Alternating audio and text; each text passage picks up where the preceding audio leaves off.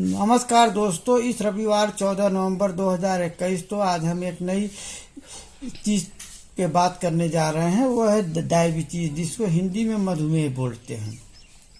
तो ये हमारा जो आज का आपको हम वीडियो बना रहे हैं, इसके बारे में जागरूकता बताने के लिए किया जा रहा है, आप लोगों को जागरूक करने के लिए किया जा रहा है।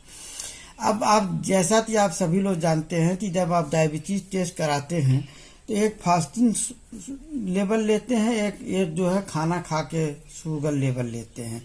तो जब फास्टिंग लेते हैं तो उसका चार्ट हम डिस्क्रिप्शन में दे देंगे, लेकिन मैं बता देता हूं कि 99 mg पर DL से या इससे कम है तो आपको कोई खतरा नहीं है। अगर ये 100 से 125 है तो आप प्री डायबिटीज हैं, और 126 से ऊपर है तो आप डायबिटीज हैं।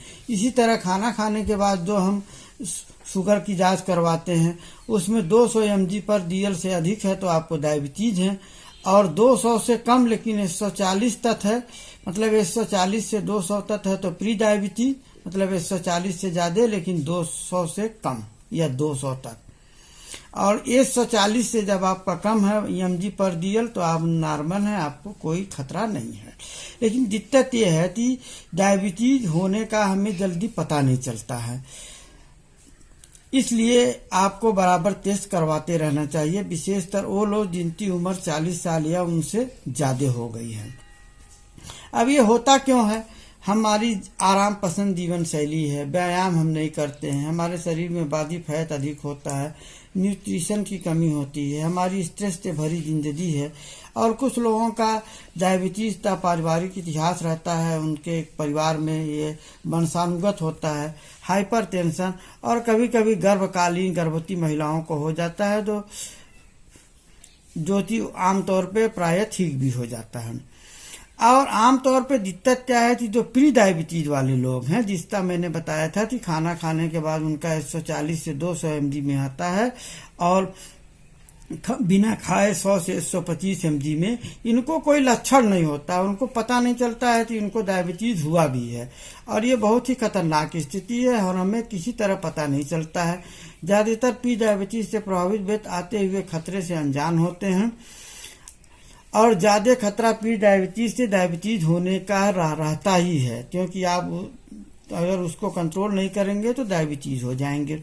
यदि आपको नियंत्रित नहीं किया तो डायबिटीज हो जाएगा। अगर आप दोनों से बचना चाहते हैं तो आप न्यूट्रिशन सप्लीमेंट और व्यायाम करना शुरू कर दें, क्योंकि ये हृदय और रक्त वाहिनियों को भी नुकसान पहुंचाता है। और क्या आप जानते हैं, भारत में 7 करोड़ से अधिक लोग डायबिटीज के रोगी हैं, जो कि मतलब काफी बड़ी संख्या होती है। ये दुनिया में दूसरे नंबर पर हम हैं, और एक बार डायबिटीज होने के बाद व्यक्ति का फिर से निरोगी हो पाना बहुत मुश्किल हो जाता है। जीवन भर दवाई खाइए, बार बार डॉक्टर के पास जाइए, जांच कराइए, खान पान में परहेज करिए, और इससे आपको बहुत तकलीफ हो सकता है। और क्या आप विचार करिए कि क्या आप उनमें से एक होना चाहेंगे? हमारे विचार से तो कोई नहीं होना चाहेगा। अब इसमें पहली प्राथमिकता क्या होनी चाहिए? डायबिटीज न होने देना ही सर्वश्रेष्ठ प्राथमिकता है।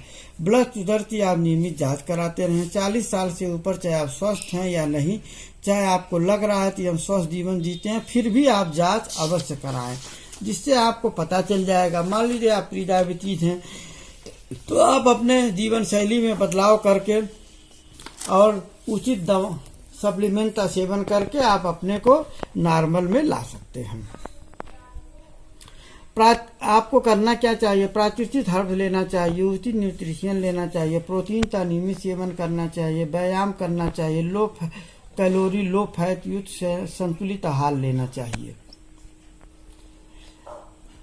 तो इससे क्या होगा कि आप तो परेशानी नहीं होगी। वैसे कई आहार बनाए जाते हैं जिसमें कुछ हर्ब आपको हम बता रहे हैं जिनके सेवन करने से आपको काफी फायदा मिलता है, जैसे करेला है, आंवला है, जामुन है, बेल का फल है,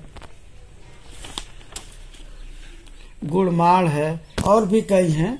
लेकिन इसके बारे में हम आपको डिटेल में बताएंगे कि किन किन चीज़ों को लेने से क्या फायदा होता है।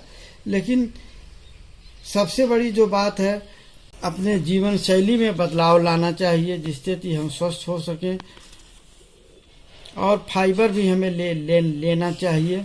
और हम लोग क्योंकि न्यूट्रिशन सप्लीमेंट पे काम करते हैं तो हम आपको ये भी बता सकते हैं कि एक लाइन में कि क्या सप्लीमेंट आप लेंगे, उसका सारे को क्लब करके एक साथ मिला के कंपनियां बनाती हैं कि आपको कोई दिक्कत नहीं होगी।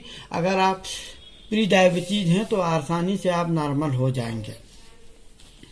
इसके बारे में हम अगले रविवार को चर्चा करेंगे कि किन तत्वों को लेने से आपके शरीर पे क्या फर्क पड़ता है और क्या फायदा मिलता है।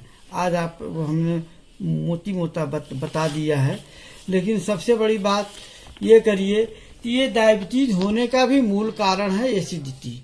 तो एसिडिटी मत होने दीजिए। अगर आपके शरीर में एसिडिटी ज़्यादा होगा तो डायबिटीज भी होगा।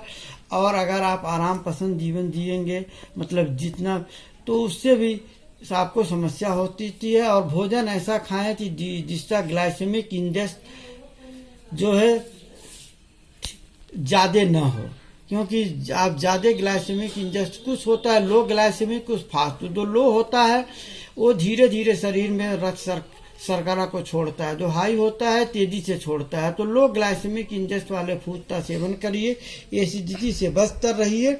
और अगले रविवार को हम पूरा डिटेल में चर्चा करेंगे कि किन हर्ब्स को लेने से हमको फायदा मिलता है। अब वो हर्ब चाहें तो आप बाजार में लेके अलग अलग ले, या हम लोग एक साथ बना के दे देते हैं, उसको हमारे द्वारा आप ले सकते हैं।